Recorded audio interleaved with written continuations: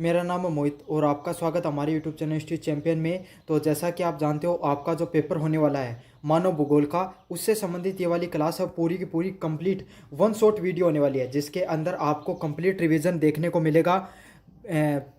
Unit first का, unit second का, unit third का, यूनिट फोर का कंप्लीट रिवीजन मैं आपको करवा दूंगा। इस वीडियो को देखने के बाद में आपका लगभग आपको चीज़ों का नॉलेज हो जाएगा। साथ के साथ आपको इसके जो नोट्स हैं उसकी जो पीडीएफ है वो टेलीग्राम में, मैंने डिस्क्रिप्शन में टेलीग्राम का लिंक दिया है, वहाँ से जाकर आप डाउनलोड कर पाओगे पीडीएफ को। इस क्लास को देखने के बाद में डाउनलोड कर लेना। और अन्य और दूसरे वीडियो देखना चाहते हो तो उसके लिए आपको क्या करना है, आपको मैंने प्लेलिस्ट में डिस्क्रिप्शन का लिंक दिया है, वहाँ पर जाके क्लिक करना है और सारी प्लेलिस्ट खुल जाएगी।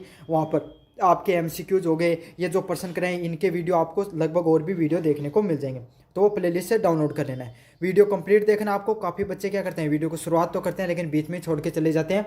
अगर आप वीडियो पूरा देखोगे तो मैं आपको पूरा विश्वास दिलाता हूँ यही प्रश्न आपको एग्जाम में कल देखने को मिलेंगे और आपका पेपर बहुत अच्छा जाएगा। बस आपको क्या करना है, वीडियो को पूरा देखना है। साथ के साथ चैनल को सब्सक्राइब कर देना, वीडियो को लाइक कर देना और अपने दोस्तों को जरूर से शेयर कर देना। धन्यवाद। इंजॉय करिए वीडियो को। प्रश्न आपको जरूर से आप कर दोगे अगर इस वीडियो को पूरा देखोगे। लेकिन इस वीडियो को शुरू करने से पहले आपको चैनल को सब्सक्राइब कर देना है, वीडियो को लाइक कर देना और अपने दोस्तों को जरूर से शेयर कर देना है। तो भूगोल की बात करें अपन, भूगोल क्या है? भूगोल आपको पता है ये भी एक क्या विज्ञान है। समझ में आ गया? जो किसकी अपन अध्ययन करने का कार्य करता है, जो प्रकृति होती है, जो पृथ्वी होती है, उसकी सतह को और अलग अलग प्रकार की जो प्रकृति में घटनाएं होती हैं। समझ में आ गया? तो आंधी हो गया, तूफान हो गया, मनुष्य किस तरीके से रहता है, जानवर किस तरीके से रहते हैं, इन सब चीज़ों का अध्ययन करने का कार्य करता है। जहाँ पर दोनों प्रकार का अध्ययन होता है, प्रकृति की घटनाओं का और मानव की क्रियाओं को, जो मनुष्य क्या क्या क्रियाकलाप करता है उनका, और जो प्रकृति पे घटने वाली घटनाओं का क्या करता है, पूरा पूरा अध्ययन किया जाता है। भूगोल की दो प्रमुख शाखाओं में विभाजित होता है, भौतिक भूगोल और मानव भूगोल। और अब भूगोल है उसको दो भागों में विभाजित किया गया मुख्य रूप से। एक भौतिक भूगोल मतलब फिजिकल ज्योग्राफी और मानव भूगोल। तो फिजिकल ज्योग्राफी में अपन देखते हैं कि जो पृथ्वी हो गया, मतलब आप आसपास के वातावरण के बारे में अपन अध्ययन करते हैं। मानव भूगोल में मानव क्रियाएं जो की जाती हैं उनका प्रकृति पर क्या प्रभाव पड़ता है उसके बारे में अपन अध्ययन करने का कार्य करते हैं। मानव भूगोल वो शाखा है जो मानव जीवन, उसकी गतिविधियों, पर्यावरण से संबंध, मतलब मानव अपने जो जो कार्य करता है। जैसे अपन क्या करते हैं, आपने कार चलाई तो कार चलाने से जो धुआं निकला तो उसका पर्यावरण पे क्या प्रभाव पड़ा, क्या उससे ग्रीन हाउस इफेक्ट हुआ, जो एसिड रेन हुई उससे, एसिड रेन से जो पौधों पर क्या प्रभाव पड़ा, हमारी प्रकृति पे क्या प्रभाव पड़ा। तो आपने तो एक सिंपल सी कार चलाई थी लेकिन उसका प्रभाव देखो आप कितना ज़्यादा पड़ा है। तो इसी सब चीज़ों का अपन अध्ययन करते हैं। उसको किस नाम से जाना जाता है? उसी को मानव भूगोल के रूप में जाना जाता है। आप बात करें मानव भूगोल की परिभाषाएं, तो अलग अलग व्यक्तियों के द्वारा मानव भूगोल की अलग अलग परिभाषाएं दी गई हैं,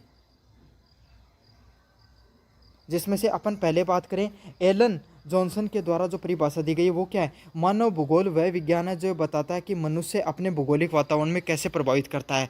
तो एरिक जैक्सन ने यही कहा है कि मानव भूगोल वही है जिसमें यह पता चलता है कि मानव है वो अपनी जो क्रिया कर रहा है उसका, इस जो आपका वातावरण है उस पर, भौगोलिक वातावरण पर क्या प्रभाव पड़ रहा है, किस तरीके से मनुष्य प्रभावित होते हैं, किस तरीके से और जानवर प्रभावित हो रहे हैं, किस तरीके से और हमारा आसपास का समाज है वो आपकी क्रियाकलापों से प्रभावित होता है।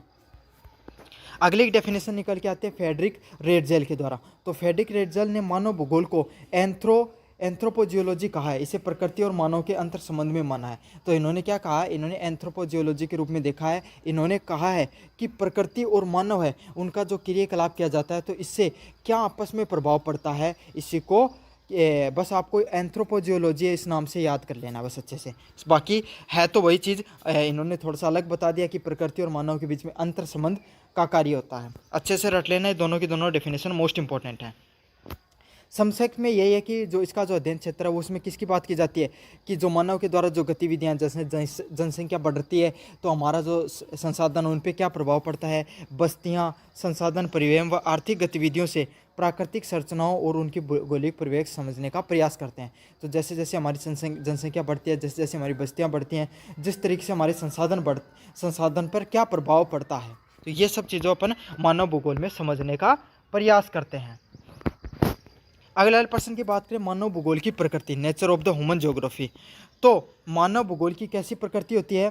मानव भूगोल, समाजशास्त्र, मानव विज्ञान, राजनीति शास्त्र, अर्थशास्त्र, इतिहास, मनोविज्ञान आदि विषयों से प्रभावित होता है। तो सीधी सीधी बात है, मानव भूगोल है ना, इसमें मानव की गतिविधियों को समझना होता है। तो मानव की गतिविधियों को समझना होगा तो आपको और दूसरे विज्ञानों को भी समझना होगा, जैसे कि राजनीति शास्त्र। भाई राजनीति है, राजनेताओं के द्वारा जो नियम बनाए जाते हैं, जैसे अब दिल्ली में नियम बना दिया गया है कि 10 साल से पुरानी गाड़ियाँ नहीं चलेंगी, तो इससे क्या होगा, प्रदूषण कम होगा। तो अब राजनीति विज्ञान, राजनेताओं के द्वारा या राजनीति के द्वारा फैसला लिया गया, लेकिन वातावरण पे कितना प्रभाव पड़ा उस चीज़ का, समझ में आ गया आपको।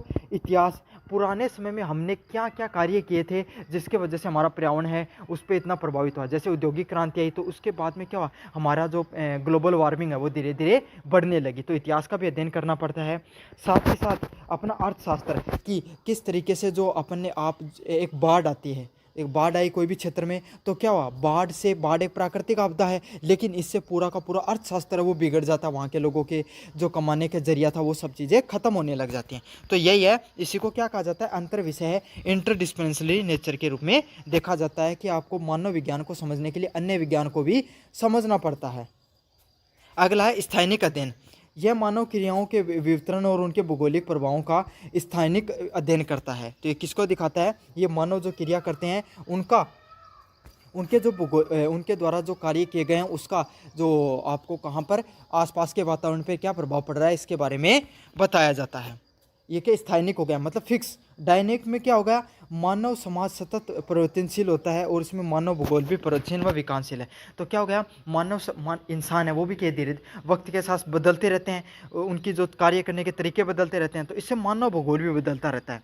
समझ में आ गया आपको। जिस तरीके से मैं आपको बताऊं कि अब पहले क्या था, पहले के समय अपन कौन सी गाड़ियाँ चलाते थे, जो पेट्रोल डीजल से चलती थी वो। इससे पहले अपन कोयले वाली गाड़ियाँ चलती थी, ट्रेन वगैरह चलती थी, अब पेट्रोल से चलते हैं। तो इससे क्या प्रदूषण ज़्यादा होता है। लेकिन अब 5-10 सालों में इलेक्ट्रॉनिक गाड़ियाँ ज़्यादा चलने लग जाएंगी तो प्रदूषण थोड़ा कम हो जाएगा। तो क्या होगा, अब हमें मानव भूगोल ये कौन सी श्रेणी में आता है, ये डायनेमिक गतिशील प्रकृति में आता है कि मनुष्य का व्यवहार भी बदलता रहता है, उसका उपयोगिता भी बदलती रहती है, उसी तरीके से मानव भूगोल भी बदलता रहता है। मानव और पर्यावरण के संबंधों पर केंद्रित। तो यह अध्ययन करता है कि मनुष्य अपने पर्यावरण को कैसे प्रभावित करता है। तो इस चीज़ से हमें यही पता चलता है कि मनुष्य वो अपने वातावरण को, अपने पर्यावरण को किस तरीके से प्रभावित करता है। समझ आया, कैसा उसका व्यवहार है। वो अगर प्रकृति को ज़्यादा महत्व देगा तो क्या होगा, प्रकृति का ज़्यादा संरक्षण होगा, प्रदूषण कम होगा, पर्यावरण बच के रहेगा। अगर कम महत्व देगा तो कम उसका संरक्षण होगा। अब अगले वाली बात को, मानव भूगोल के क्षेत्र, स्कोप ऑफ ह्यूमन ज्योग्राफी। तो ह्यूमन ज्योग्राफी के क्या क्या स्कोप है। पहला, जनसंख्या भूगोल। सबसे पहला पॉइंट क्या है, जनसंख्या भूगोल से संबंधित होता है। जनसंख्या की संख्या, घनत्व, वृद्धि व वितरण, प्रवासन व जनसंख्या। मतलब जनसंख्या भूगोल में जनसंख्या से संबंधित होते हैं कि भाई कोई क्षेत्र में जनसंख्या कितनी बढ़ रही है, कितने लोग रहते हैं, जनसंख्या घनत्व कितनी है, जनसंख्या वृद्धि क्या है, इन सब चीज़ों को अपन समझते हैं और जनसंख्या का क्या प्रभाव पड़ता है अपने वातावरण पे। अगले वाला है आर्थिक भूगोल। आर्थिक भूगोल से अपन क्या सीखते हैं, कृषि, उद्योग, व्यापार और पर्यावरण की सेवाओं से हमारा जो समाज है, हमारी जो प्रकृति है, उस पर क्या प्रभाव पड़ता है। ये कौन से क्षेत्र में आता है, ये आर्थिक भूगोल के क्षेत्र में आता है। सांस्कृतिक भूगोल, भाषा, धर्म, रीति रिवाज, पारंपरिक जीवन शैली का भूगोलिक विश्लेषण। तो सांस्कृतिक भूगोल में अपने को देखने को मिलता है कि भाषा के आधार पर, धर्म के आधार पर, रीति रिवाज, परंपराओं के आधार पर क्या करते हैं, लोगों के समाज में प्रकृति पर क्या प्रभाव पड़ता है, उसको किस में देखा जाता है, आपको सांस्कृतिक भूगोल के अंतर्गत देखा जाता है। कि भाई लोगों का, जैसे अपने भारत में देख लो, अपने भारत में क्या तुलसी को पूजा जाता है, हिंदू धर्म में वट वृक्ष को पूजा जाता है। तो क्यों पूजा जाता है, क्योंकि इनके क्या किस प्रकार का महत्व है, इनका औषधीय महत्व भी है और इसका वातावरण पर भी महत्व रहता है। क्योंकि आपको पता है वट वृक्ष वो हमेशा दिन रात दोनों समय क्या देता है, आपको ऑक्सीजन देता है। तो उन्हीं सब पौधों को अपने पूजने का या धर्म से जोड़ने का कार्य किया जिनका कोई विशेष महत्व था। समझ में आ गया। तो धर्म का भी बहुत ज़्यादा महत्व पड़ता है, धर्म, परंपराएं, रीति रिवाजों का भी। अगले वाला पॉइंट है राजनीतिक भूगोल। राज्य, सीमाएं व राजनीतिक व्यवस्थाएं भी आपको भू राजनीतिक विषयों का अध्ययन करता है। तो इसमें क्या होता है कि राजनीतिक व्यवस्थाएं वो किस तरीके से कार्य करती हैं उसका भी बहुत अधिक प्रभाव पड़ता है। उनके द्वारा जो निर्णय लिए जाते हैं वो डायरेक्टली इनडायरेक्टली उनका समाज पर बहुत ज़्यादा, आपके प्रकृति पर या भूगोल पर बहुत ज़्यादा प्रभाव पड़ता है। अगले वाले पॉइंट की बात करें अपन, नगरीय व ग्रामीण भूगोल। तो नगर और गाँवों की संरचना, विकास कार्यों की योजना का विश्लेषण करना। जो गाँव होते हैं और जो नगर होते हैं इनका क्या हो जाता है, इनको किस तरीके से बसाया जा रहा है, उसका किस तरीके से वातावरण पे प्रभाव पड़ रहा है। तो जैसे पुराने समय में क्या होते थे, लोग क्या रहते थे, प्रकृति के घर बनाकर रहते थे, समझ में आ गया। जो झोपड़ी वगैरह में रहते थे, तो इससे क्या होता था, कार्बन फुटप्रिंट कम होता था, समझ में आ गया। लेकिन आज अपन पत्थर वगैरह के मकान, बड़ी बड़ी बिल्डिंग है, कांच वगैरह लगे हैं, तो इससे कार्बन फुटप्रिंट ज़्यादा होता है। अगला क्या है, निपटान भूगोल। तो मानव बस्तियों की उत्पत्ति, सौरों प्रकार और वितरण को अध्ययन करना।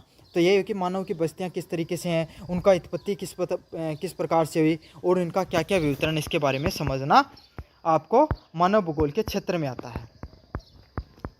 अगले वाले पॉइंट की बात करें, मानव भूगोल के उद्देश्य, क्या क्या आपको उद्देश्य, क्या क्या ऑब्जेक्टिव होते हैं ह्यूमन ज्योग्राफी को, इसके बारे में अपन देखेंगे। पहले वाला है मानव और पर्यावरण के बीच में संबंधों को समझना। तो यह जानना जरूरी है कि मनुष्य किस प्रकार पर्यावरण के साथ अनुकूल होता है या बदलता रहता है। तो मानव और पर्यावरण के साथ संबंध है वो उसमें देखे जाते हैं कि मानव है वो किस प्रकार से प्रकृति के साथ व्यवहार करता है। अगर वो प्रकृति के साथ अनुकूल बनकर रहता है तो प्रकृति भी उसी के साथ गलत व्यवहार नहीं करती है। अगर मनुष्य भी उसके साथ गलत तरीके से रहता है तो क्या होता है, आपके सामने आपदा देखने को मिलती है, जैसे भूकंप हो गया, जैसे सुनामी होगी, जैसी आपदाएं आपको देखने को मिलती हैं। अगले वाला है स्थानिक वितरण। तो मानव गतिविधियाँ जैसे जनसंख्या, उद्योग, व्यापार है, इनका किस प्रकार से वितरण, किस प्रकार से समाज में इनका वितरण है, उसी प्रकार से प्रकृति का भी व्यवहार होता है। ज़्यादा औद्योगिक विकास होगा, ज़्यादा जनसंख्या होगी तो संसाधनों पर प्रभाव पड़ता है, और वही संसाधनों पर प्रभाव पड़ता है तो क्या होता है, आगे जाकर उनकी कमी देखने को मिलती है। क्षेत्रीय विकास, विभिन्न क्षेत्रों की समस्याओं और संभावनाओं की पहचान कर उनका संतुलित विकास करना। तो इसमें एक मुख्य पॉइंट ये भी होता है क्षेत्रीय विकास करना। मानव भूगोल से अपन क्या कर सकते हैं, कोई क्षेत्र है जहाँ पर क्या है, जिसमें कुछ कमी है, जैसे शहर हैं, शहरों में क्या है, पर्यावरण कम संरक्षित रहता है, तो अपन क्या कर सकते हैं, डिवाइडर के किनारे जो अपन वहाँ पर जंगल तो उगा नहीं सकते, लेकिन क्या कर सकते हैं, जो जहाँ पर भाई ऐसा क्षेत्र है जहाँ पे वन वगैरह ज़्यादा, उनको वहाँ पर संरक्षित कर सकते हैं। साथ के साथ जो डिवाइडर वगैरह होते हैं, सड़क के किनारे पेड़ों को लगा सकते हैं। जो पार्क वगैरह होते हैं उनका संरक्षण किया जा सकता है। प्राकृतिक जो व्यवस्थाएं उनको अच्छे से संरक्षित किया जा सकते हैं। जितना हो सके उतना अपन प्रकृति को संरक्षित कर सकते हैं। तो यही होता है, मानव भूगोल को समझकर अपन स्थानीय वितरण, क्षेत्रीय विकास की योजना भी बना सकते हैं। सांस्कृतिक विविधता को समझना। तो मानव भूगोल के सायरे अपन क्या कर सकते हैं, सांस्कृतिक जो परंपराएं होते हैं, हमारी जीवन शैली और उनका व्यवहार होता है, उसको भी अपन समझ सकते हैं। तो यही होता है कि आपको मानव भूगोल के सहारे अपन जो संस्कृति, जो हमारी संस्कृति है, उसकी जो परंपराएं हो गई, जीवन शैली हो गई, लोगों का किस प्रकार से लोगों का जीवन होता है, उनके व्यवहार को अपन समझ सकते हैं। अगले वाला पॉइंट है स्थानीय विकास। तो संसाधनों का अपन बहुत समझदारी से प्रयोग कर क्या कर सकते हैं, जो पर्यावरण है उसके साथ संतुलन बना सकते हैं। अगर सही से प्रयोग करेंगे तो क्या रहेगा, आने वाली पीढ़ियों के साथ भी क्या होता रहेगा, वो संसाधन आगे आगे भी बढ़ते रहेंगे। और अपन ये सोचते हैं कि अपन ही सारा का सारा उपयोग कर लें तो आने वाली पीढ़ियों उनके लिए कमी रह जाएगी। जैसे कि अगर आज के समय भूजल है, अपन कितना ज़्यादा प्रयोग कर रहे हैं, अगर अपन संरक्षण करें तो आने वाली पीढ़ियों के लिए भी वो उपलब्ध रहेगा। और अपन ही अगर उसका बहुत ज़्यादा दोहन करेंगे तो आने वाली पीढ़ियाँ तरस जाएंगी। ऐसे बहुत से जानवर हैं जिनको आज अपन नहीं देख पाते हैं क्योंकि उनका संरक्षण नहीं किया गया, उनका बहुत गलत तरीके से उनका दोहन किया गया। लास्ट निष्कर्ष की बात करें, मानव भूगोल वह विज्ञान है जो मनुष्य और उसकी भौगोलिक परिवेश के बीच में जटिल संबंधों को समझाने का प्रयास करता है। तो मानव भूगोल किस प्रकार का विज्ञान है, जो भौगोलिक जो परिवेश है, भौगोलिक जो क्षेत्र होता है, भौगोलिक जो व्यवस्थाएं होती हैं, उसको समझने और मानव के बीच की गतिविधियों को समझने का प्रयास करता है। ये प्रकृति के अंतर विषय स्थानीय गतिशीलता को समझाने का प्रयास करता है। और इसका क्या कार्य होता है, ये जो प्रकृति होती है, जो मनुष्य की प्रकृति होती है और गतिशीलता को समझाने का प्रयास करता है। इसका उद्देश्य मानव की जीवन की जटिलताएं और क्षेत्रीय परिप्रेक्ष्य को समझना। तो इसका क्या कार्य है, इसका जो मानव के द्वारा किया गया क्रियाओं को समझना और उसके द्वारा मानव जीवन है उसमें जटिलताएं हैं, उसका भूगोल पर क्या प्रभाव पड़ता है उसको समझने का प्रयास है। आधुनिक युग में पर्यावरणीय समस्याएं शहरीकरण, वैश्वीकरण और संसाधना का प्रबंधन है। तो पहले के समय अलग प्रकार की हुआ करती थी, लेकिन इस पहले के समय क्या, आपदा, प्राकृतिक आपदा मुख्य समस्या होती थी। लेकिन आज के समय क्या है, पर्यावरणीय समस्या। आज के समय ग्लोबल वार्मिंग हो गया, पहले जो अकाल हो गया, सुनामी हो गई, और ये जो आपके सामने कौन सी समस्याएं हुआ करती थी, इस प्रकार की भूकंप जैसी प्राकृतिक आपदाओं से लोग जूझते थे। आज के समय वो कम होकर पर्यावरणीय समस्या, ग्लोबल वार्मिंग हो गया, पर्यावरण प्रदूषण हो गया, शहरीकरण व वैश्वीकरण जैसी समस्याएं हैं, ये महत्वपूर्ण है। तो आपके सामने ये वाला जो प्रश्न था, मानव भूगोल को परिभाषित कीजिए, प्रकृति और क्षेत्र उद्देश्यों को बताइए, तो मैंने सारा का सारा अच्छे से रिवाइज करवा दिया है। काफ़ी ज़्यादा महत्वपूर्ण प्रश्न है। आपने अभी तक वीडियो देखा, चैनल को जरूर से सब्सक्राइब कर देना अगर अभी तक नहीं किया है तो। धन्यवाद। सबसे पहले मैं आपको बताऊं, मानव भूगोल के विकास में कई अलग अलग भूगोल विधियां हैं। उन्होंने क्या किया, अपने अपने दृष्टिकोण डाले थे, जिसमें से एल्बर्ट इंगस्टन है ना, और जॉन बुश, वो दो प्रमुख रहे। लेकिन आज अपन देखेंगे एल्बर्ट एस्टिंगटन के द्वारा जितने भी जो विचार दिए गए थे वो सबसे महत्वपूर्ण थे। उन्होंने मानव भूगोल के सिद्धांतों और आवश्यक तत्वों को स्पष्ट करने में विशेष योगदान दिया। तो इन लोगों ने क्या बताया कि मानव भूगोल है वो किस तरीके से कार्य करता है, इनके क्या क्या सिद्धांत रहे हैं, इनको समझाने में इनका क्या रहा, प्रमुख योगदान रहा। यह दोनों विद्वान मुख्यतः पर्यावरणीय दृष्टिकोण के समर्थक रहे, परंतु इनके विश्लेषण की पद्धति और प्राथमिकताएं अलग थी। लेकिन दोनों जो ये ऑस्टिंगटन है, जॉन बुश है, इन दोनों को क्या था, इन दोनों विद्वानों ने ही अच्छे से मानव भूगोल को समझाया। लेकिन इनको पर्यावरणीय दृष्टिकोण, इनको जो मानव भूगोल का समझने का जो तरीका था, पर्यावरण दृष्टिकोण को समझने का तरीका था, वो अलग अलग था। इनके अलग अलग विश्लेषणों को अपनाया था। और जिसमें से जो अपन बात करें एल्बर्ट ऑस्टिंगटन की, इन्होंने किसको माना, इन्होंने पर्यावरणीय नियतिवाद, इन्होंने किसको माना, पर्यावरणीय नियतिवाद को ज़्यादा महत्व दिया था। समझ में आ गया आपको, एल्सवर्थ हेस्टिंगटन के द्वारा किसको दिया गया था, पर्यावरणीय नीतिवाद को ज़्यादा महत्व दिया गया था। तो अब अपन पढ़ेंगे एल्बर्ट हेस्टिंगटन और मानव भूगोल के क्या प्रमुख तत्व आपको देखने को मिलते हैं। तो इसमें से हेस्टिंगटन क्या थे, एक अमेरिकी भूगोलविद के रूप में उन्हें जाना जाता है। इन्होंने किसको बताया था, पर्यावरणीय नीतिवाद को बताया था इन्होंने, कि जलवायु किस तरीके से हमारे समाज को, हमारी संस्कृति को, साथ के साथ जो इंसान है, मानव है, वो किस तरीके से कार्य करेगा, उसकी कितना विकास होगा, इसको किस तरीके से प्रभावित करती है, इस चीज़ के बारे में उन्होंने बताया था। समझ में आ गया। इनका विश्वास था जलवायु मानव की संस्कृति, विकास, मानसिकता और उत्पादकता को गहराई से प्रभावित करती है। तो इन्होंने यही बताया कि क्या बताया कि मनुष्य है उस पर जलवायु का बहुत ज़्यादा प्रभाव पड़ता है। अब आप छोटी सी चीज़ देखो, जब गर्मियाँ होती हैं, बहुत ज़्यादा गर्मियाँ होती है, तो इंसान का जो कार्य करने का मन कम करता है, उसको नींद आने लग जाती है। समझ में आ गया ना। ज़्यादा सर्दियाँ होती है तो इंसान क्या, थोड़ी मतलब ज़्यादा सर्दी नहीं, मध्यम वर्ग की सर्दी होती है तो इंसान ज़्यादा एक्टिवली कार्य करता है। ऐसे समझ लो जलवायु एकदम अनुकूल है, अपन दिन भी ठीक ठाक चल रहे हैं, ना ज़्यादा गर्मी है ना ज़्यादा सर्दी है, तो इंसान ज़्यादा कार्य करने में विश्वास रखता है। तो यही होता है, जलवायु बहुत ज़्यादा हमारी उत्पादकता पर, हमारी मानसिकता पर, हमारी संस्कृति और हमारे विकास पर बहुत ज़्यादा गहराई से प्रभाव डालता है। ये किसने समझाया था, आपको हेस्टिंगटन के द्वारा बताया गया था। काफ़ी ज़्यादा महत्वपूर्ण सिद्धांत है इनका। अब बात करेंगे मानव भूगोल के आवश्यक तत्व जो हेस्टिंगटन के द्वारा बताए गए थे। इनका पहला पॉइंट था जलवायु का प्रभाव। तो इन्होंने क्या कहा कि जलवायु किस तरीके से मानव के, इंसान के जो कार्य करता है उसकी उत्पादकता को किस तरीके से प्रभावित करती है। इन्होंने कहा कि समशीतोष्ण जलवायु मानव के लिए सबसे उपयोगी होती है। मतलब ऐसी जलवायु जहाँ पर ना तो ज़्यादा गर्मी हो ना ज़्यादा सर्दी हो, उसको समशीतोष्ण जलवायु बोले जाती है। वो कोई भी जो मानव होती है, मानव सभ्यता के लिए क्या होती है, सबसे ज़्यादा उपयुक्त, सबसे ज़्यादा बढ़िया मानी जाती है, क्योंकि इसमें शारीरिक और मानसिक उत्पादकता सही होती है। क्यों? क्योंकि जलवायु प्रभावित नहीं करेगी, जलवायु खुद सपोर्ट कर रही है आपको काम करने के लिए, तो आपकी क्या होगी, आपकी उत्पादकता वो सबसे अधिक होती है।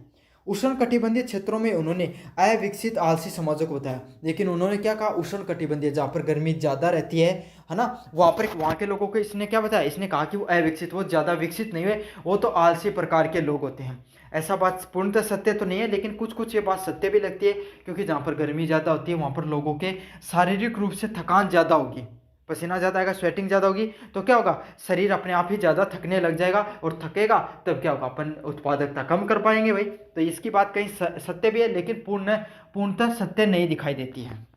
इसमें कुछ इनका बायसनेस भी दिखाई दे रहा है, कुछ ना कुछ इनकी विचारधारा वो पहले से प्रभावित दिखाई देती है इनके नियमों में।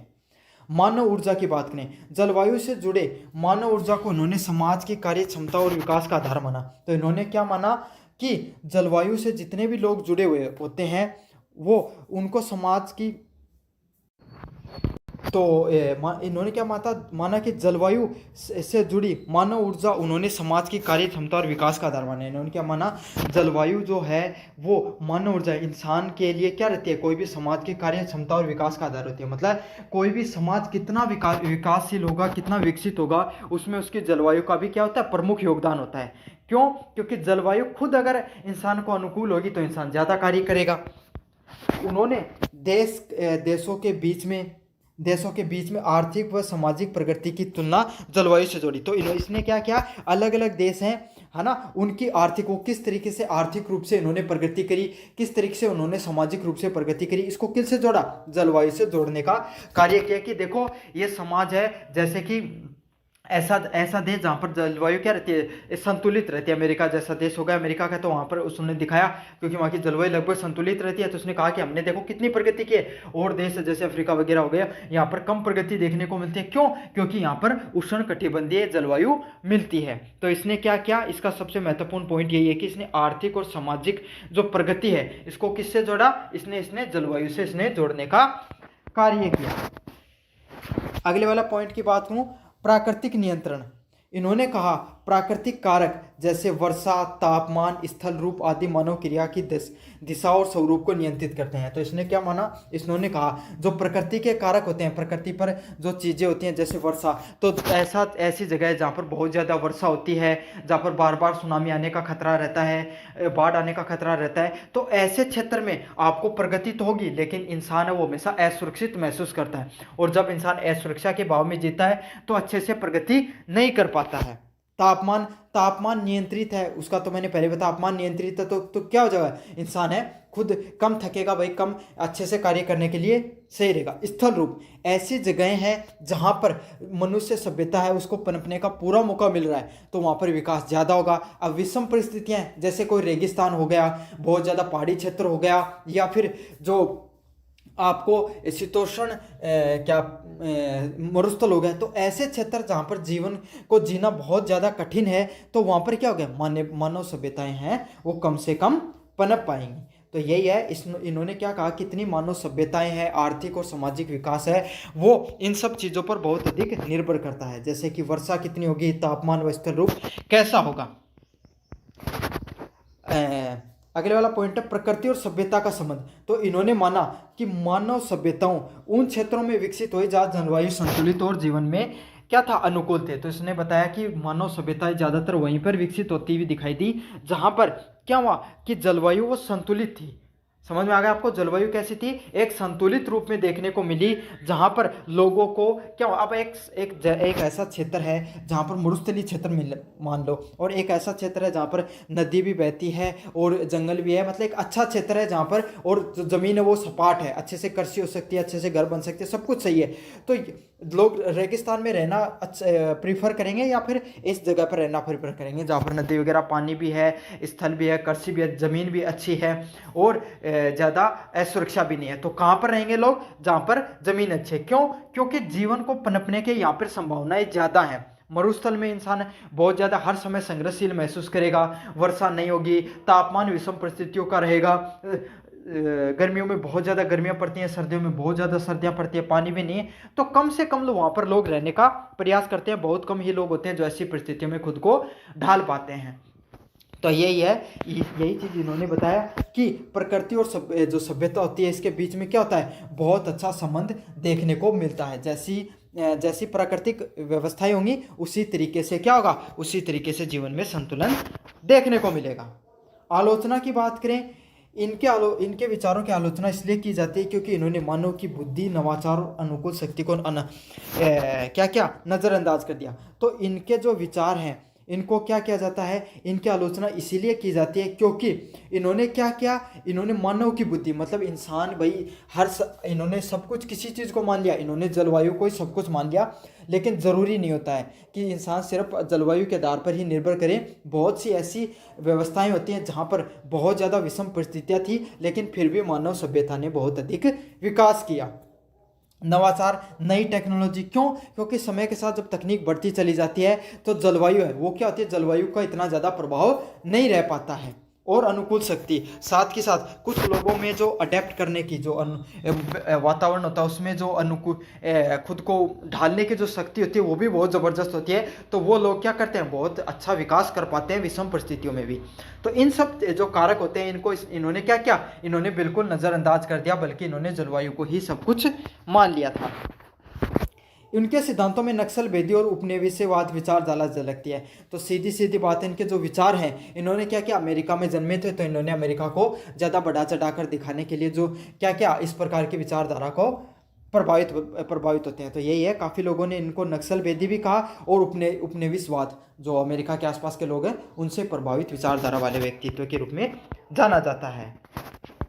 तो इसके निष्कर्ष की बात करें, एस्टिंगटन ने प्रकृति के नियंत्रणकारी दृष्टिकोण प्रस्तुत किए थे। तो जो आपका जो एस्टिंगटन ने इसने बताया कि प्रकृति को जो नियंत्रित होती है, प्रकृति है वो मनुष्य की जो सभ्यताएं होंगी, विकास हो गया सामाजिक आर्थिक और जो आपका सारे प्रकार के विकासों को क्या करती है, नियंत्रित करती है। मानव भूगोल को इन्होंने जो एस्टिंगटन ने किस प्रकार का सिद्धांत दिया, संतुलित समावेश का सिद्धांत दिया है। तो ये था आपका जो एल्बर्ट एस्टिंगटन के द्वारा मानव भूगोल के ऊपर दिया गया सिद्धांत। कैसा लगा आपको वीडियो, कमेंट बॉक्स में जरूर से बताना। अपन सामान्य परिचय को देखेंगे, फिर अपन आपको मैं इनके सिद्धांत के बारे में बताऊंगा। तो मानव भूगोल के बारे में काफ़ी अलग अलग प्रकार के जो भूगोलविद उन्होंने बताया, जिसमें से दो प्रमुख रहे, एल्बर्ट एस्टिंगटन और जॉन बुश। इन दो प्रमुख विचारकों को ज़्यादा महत्व दिया जाता है, इनका ज़्यादा महत्व है। इन्होंने मानव भूगोल के सिद्धांतों की क्या आवश्यक तत्व, जो सबसे ज़रूरी तत्व होते हैं, जो सबसे महत्वपूर्ण भाग होता है, उसके बारे में इन्होंने बताया था। ये दोनों विद्वान पर्यावरणीय दृष्टिकोण के समर्थक रहे। मतलब इन्होंने क्या बताया, मानव की विकासशील सभ्यता के अंदर जो पर्यावरण है उसका बहुत अधिक महत्व है। मतलब पर्यावरण है वो भी अपना एक बहुत बड़ा योगदान देता है, जो अपना समाज हो गया, प्रकृति हो गई, उसके विकास में। परंतु उनके विश्लेषण की पद्धति और प्राथमिकता अलग थी। लेकिन दोनों ने क्या दिया, दोनों ने बताया तो यही कि पर्यावरणीय दृष्टिकोण से जो मानव सभ्यता उसका विकास किस तरीके से होता है। लेकिन दोनों की विचारधारा, दोनों की जो चीज़ों को बताने का जिनको कारक जो तत्व है या कारक हैं वो अलग अलग दिए। दोनों के अलग अलग सिद्धांत हमें देखने को मिलते हैं। तो दोनों की प्राथमिकता अलग थी और दोनों को जो सिद्धांत है उनको विश्लेषण करने का तरीका अलग अलग था। तो यही है जॉन बुश के। अब अपन देखेंगे किसके बारे में, जॉन बुश के बारे में अच्छे से देखेंगे। तो कौन से आवश्यक तत्व बताए। तो जो जीन बुश है ये क्या थे, एक फ्रांसीसी भूगोलविद थे। ये कहाँ के भूगोलविद हुए, सबसे पहले तो आपको ये पॉइंट पता होना चाहिए कि जो जॉन बुश है वो कहाँ के भूगोलविद थे, फ्रांस के भूगोलविद थे। इन्होंने प्रायोगिक मानव भूगोल को समर्थक थे। मतलब इन्होंने प्रैक्टिकली रूप से चीज़ों को, प्रायोगिक रूप से चीज़ों को करके बताया। इनका जो सिद्धांत है वो किस सिद्धांत पर निर्भर करता है, प्रायोगिक भूगोलविद के नाम से उनको माना जाता है। इन्होंने मानव क्रियाओं के स्थानिक स्वरूप और प्रभावों को केंद्र में रखा।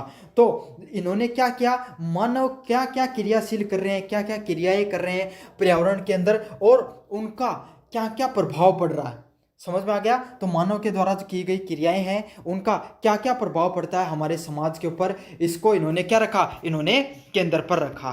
तो जॉन बुश ने जो मानव भूगोल में कौन सा नियम दिया है, इन्होंने प्रायोगिक मानव भूगोल के समर्थक रहे हैं। साथ के साथ इन्होंने क्या किया है, स्थानिक स्वरूप, जो स्थानीय जो आपके कारक होते हैं उनको क्या प्रभाव में लाकर समझाने का प्रयास किया कि इंसान किस किस प्रकार के कार्य करते हैं तो उसका किस किस प्रकार से प्रभाव पड़ता है।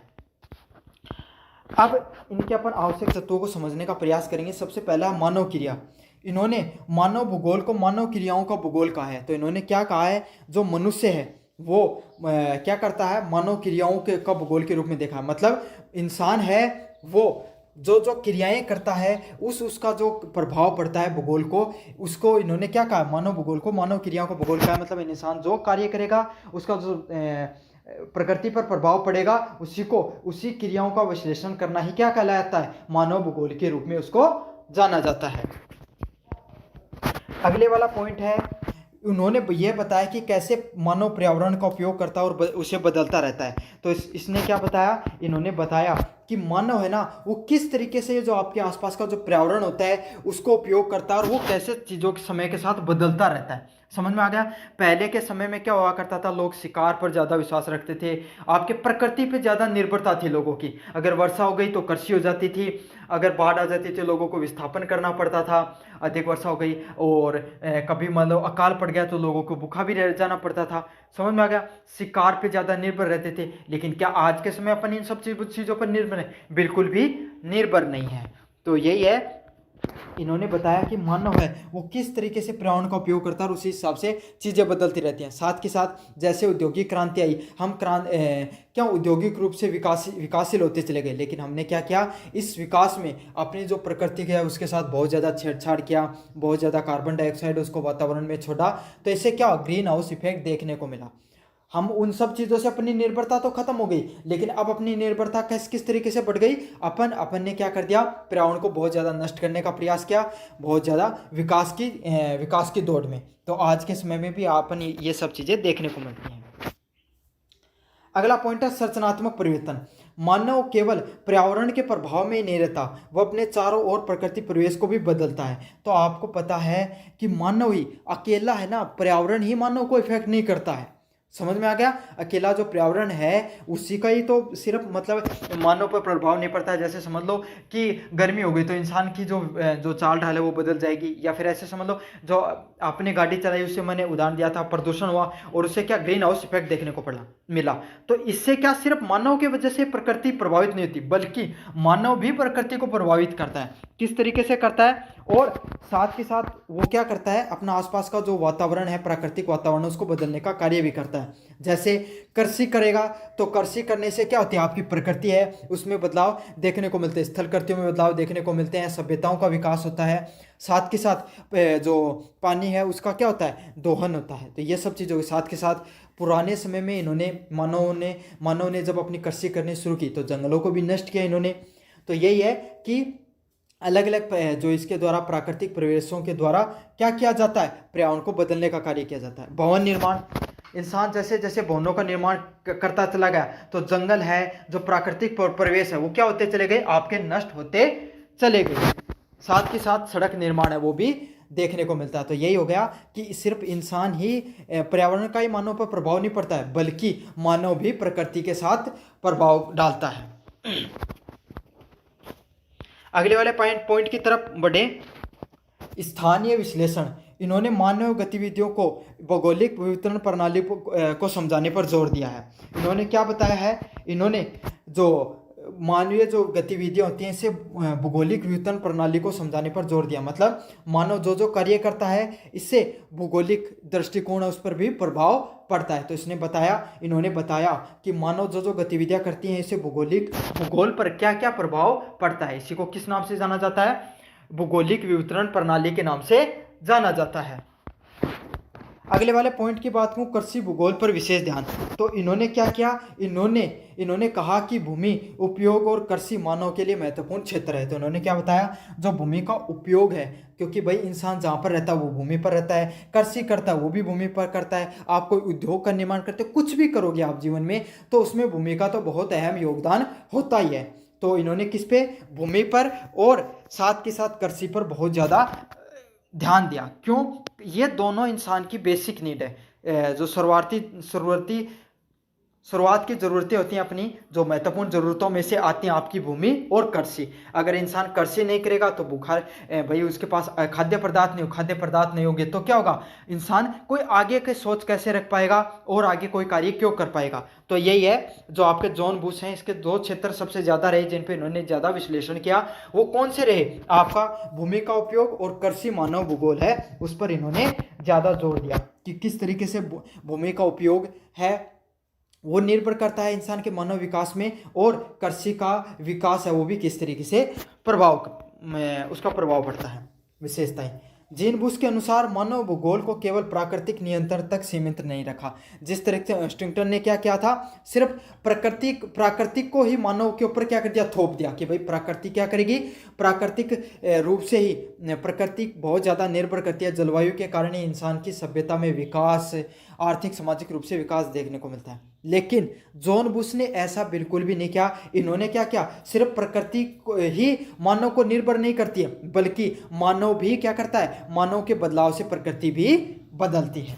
तो इन्होंने क्या किया, डाइवर्जन दिया अपने को, दोनों कॉन्सेप्ट समझाए कि सिर्फ मानव और प्रकृति है, मानव की वजह से प्रकृति नहीं बदलती, प्रकृति की वजह से मानव भी बदलता है। दोनों सिद्धांत इन्होंने दिए हैं, बल्कि मानव की क्रियाशीलता और निर्णय क्षमता को भी समझाया। तो इसने जो ऑस्टिंगटन की कमियों थी उसको पूरा करके इसने हर चीज़ को लगभग समझा दिया है। इसने क्या बताया कि मानव जो क्रियाएं करते हैं उसके जो निर्णय लेने की क्षमताएं होती हैं, इसके वजह से भी जो आपका जो वातावरण है इस पर बहुत ज़्यादा प्रभाव पड़ता है। तो ये था आपका पूरा जॉन बोस के द्वारा जो प्रमुख तत्व थे। अब अपन पढ़ेंगे उसके निष्कर्ष के बारे में। ऑस्टिंगटन और जीन बुश ने मानव भूगोल के विकास में महत्वपूर्ण योगदान दिया। ऑस्टिंगटन ने प्रकृति के नियंत्रणकारी दृष्टिकोण को प्रस्तुत किया। तो ऑस्टिंगटन और जीन बुश है, दोनों ने क्या किया, मानव भूगोल है उसके विकास में सबसे महत्वपूर्ण योगदान इन दोनों का रहा है।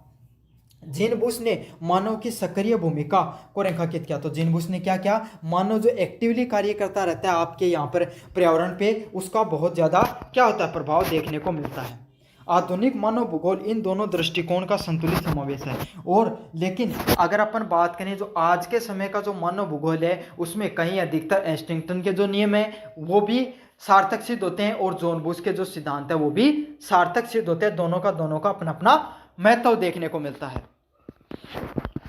उन दोनों का दृष्टिकोण संतुलित व समावेशित है, मतलब दोनों ने अपने अपने विचारधारा रखी, भाई अपने समय के हिसाब से रखी, अपने विचारों के हिसाब से रखी। दोनों की विचारधारा आपको संतुलित देखने को मिलती है। जिन्होंने पर्यावरण और मानव के बीच सहज अंतर संबंध को बदना है। तो इन्होंने क्या बताया, किस तरीके से पर्यावरण मानव को प्रभावित करता है और मानव किस तरीके से प्रकृति को प्रभावित करता है, दोनों के बीच में क्या अंतर संबंध है, दोनों को समझाने का इन्होंने प्रयास किया है।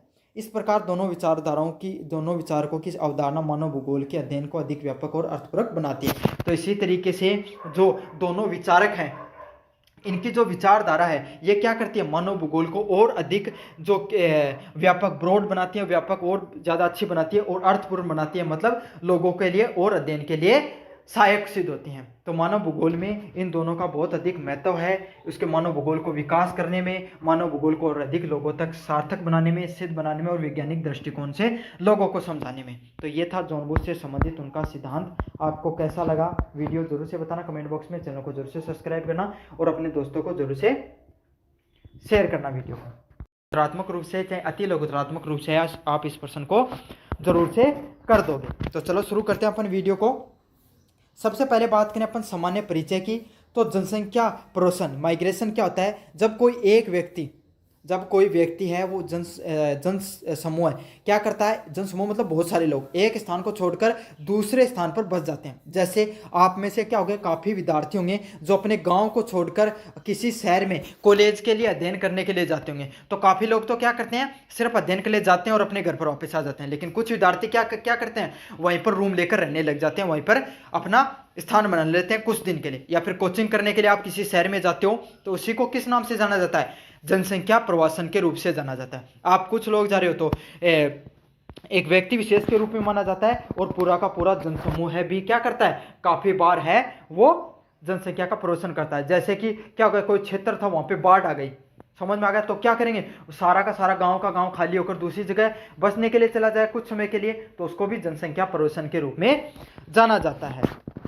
ये दो प्रकार का हो सकता है आपका जनसंख्या प्रवसन है, माइग्रेशन है वो स्थायी व अस्थायी। मतलब हो सकता है कि स्थायी रूप से लोग वहाँ पर बसने के लिए चले गए होंगे, जैसे कि क्या किया गया, अब वो क्षेत्र है वहाँ पर बांध बना दिया गया, जो क्षेत्र था वहाँ पर बांध बना दिया गया, तो क्या स्थायी रूप से लोगों को दूसरी जगह पर रहने के लिए जगह दे दी कि वहाँ पर वो लोग बस कर चले गए, तो वो क्या होगा, स्थायी जनसंख्या प्रवसन हो गया।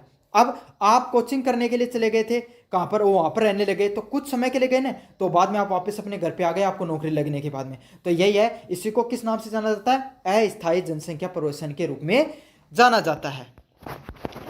प्रवसन किसी भी देश या क्षेत्र की जनसंख्या संरचना, संसाधन वितरण और आर्थिक विकास को प्रभावित करता है। जो प्रवसन होता है वो कोई भी देश होता है ना, उसके क्षेत्र को प्रभावित करता है। मतलब जो क्षेत्र हो गया उसमें क्या होगा, अब लोग प्रवसन करेंगे तो वहाँ पे क्या होगा, लोग हैं कम हो जाएंगे, तो क्षेत्र का भी प्रभाव पड़ता है। जनसंख्या संरचना, ऑब्वियसली बात है, लोग जुड़ेंगे तो ज़्यादा लोग जुड़ते चले जाएंगे, तो क्या होगा, वह क्षेत्र में बढ़ेगा, जनसंख्या भी बढ़ेगी। लेकिन कम होंगे, जैसे गाँव से लोग बाहर जा रहे हैं तो गाँव की क्षेत्र थोड़ा कम होता चला जाएगा और जनसंख्या भी कम होती चली जाएगी। संसाधनों का वितरण पे भी फर्क पड़ता है। संसाधन वितरण जैसे समझ लो कि एक घर में अगर कोई समय 10 जने खाना खा रहे थे, अब 5 जने खाना खा रहे हैं तो दोनों में अंतर आ गया ना। और वहाँ पे जल पानी कम यूज होगा, आप कोई भी संसाधनों का उपयोग करते हो उनका कम से कम उपयोग होगा, और आर्थिक विकास भी प्रभावित होता है। और वहाँ का जो अब जैसे आप समझो शहर हैं, वो शहर क्यों डेवलप करते चले गए, क्योंकि वहाँ पर क्या ज़्यादा से ज़्यादा लोग रोजगार के दृष्टिकोण से पहुँचते चले गए। जैसे पहुँचे तो लोगों ने वहाँ पे आर्थिक रूप से भी विकसित होते चले गए, लोगों की ज़रूरतों के अनुसार लोगों ने क्या किया, उद्योग बनाए, तो लोगों ने अपने कार्य किए, तो वो क्या हो गए और अधिक विकास से विकसित और विकसित से और आगे बढ़ते चले गए।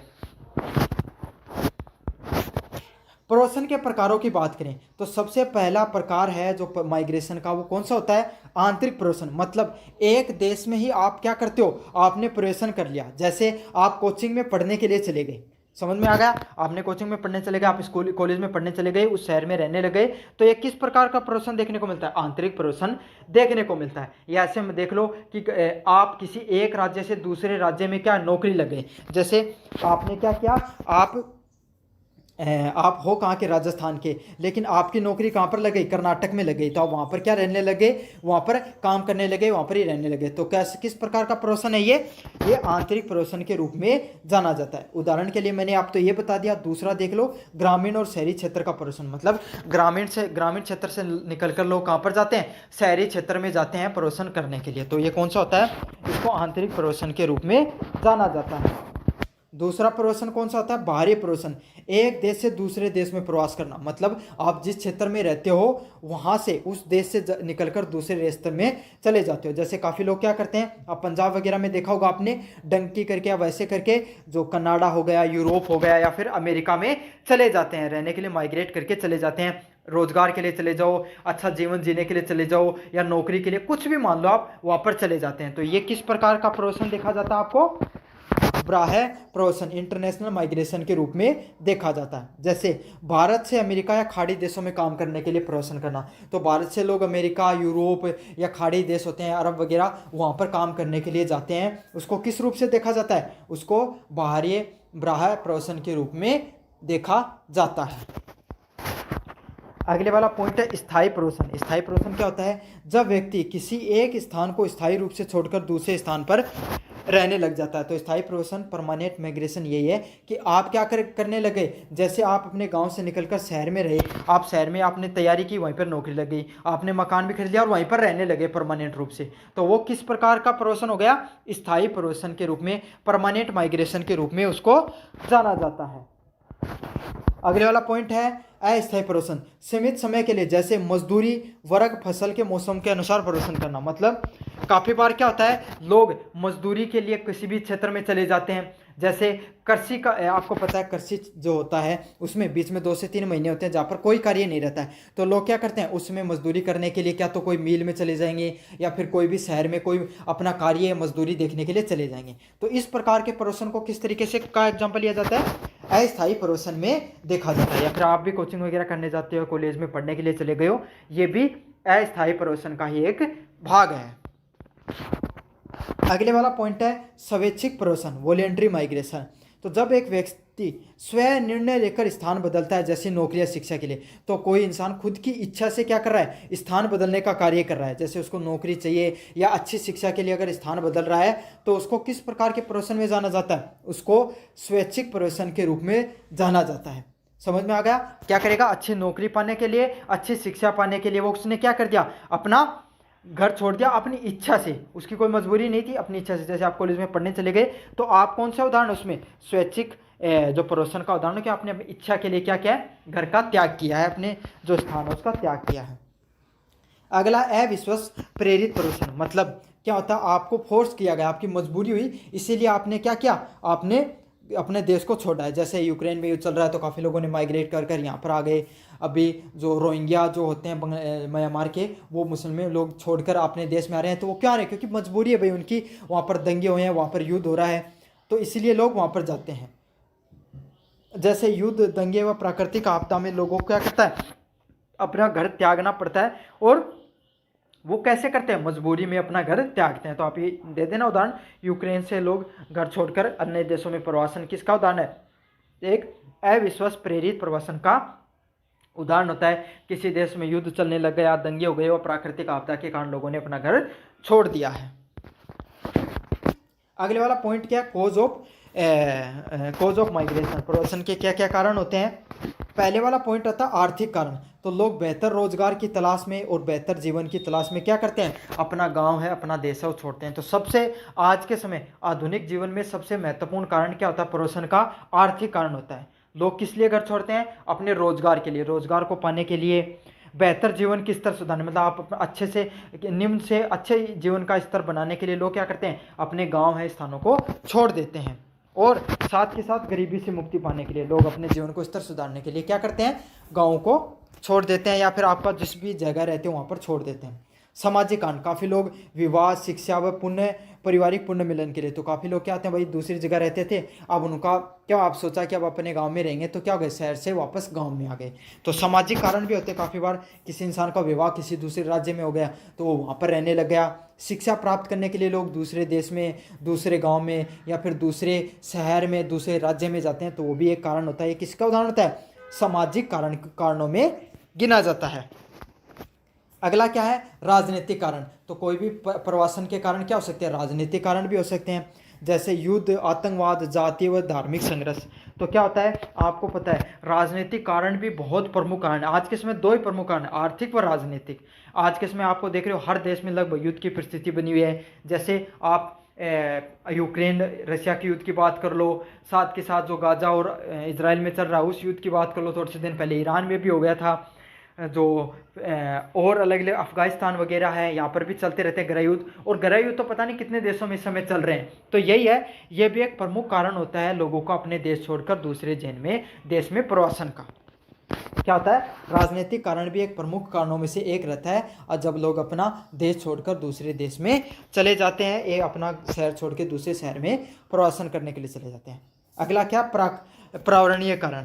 तो अब आपको पता है जलवायु परिवर्तन बहुत तेजी से देखने को मिल रहा है, तो अब धीरे धीरे पर्यावरणीय कारण भी बहुत महत्वपूर्ण कारण होगा प्रवासन के लिए। जैसे जो समुद्र के किनारे शहर हैं उनमें क्या रहा, उनका जल स्तर बढ़ रहा है, तो डूबने का खतरा भी उनका बढ़ रहा है समुद्री जल स्तर के बढ़ने के साथ साथ।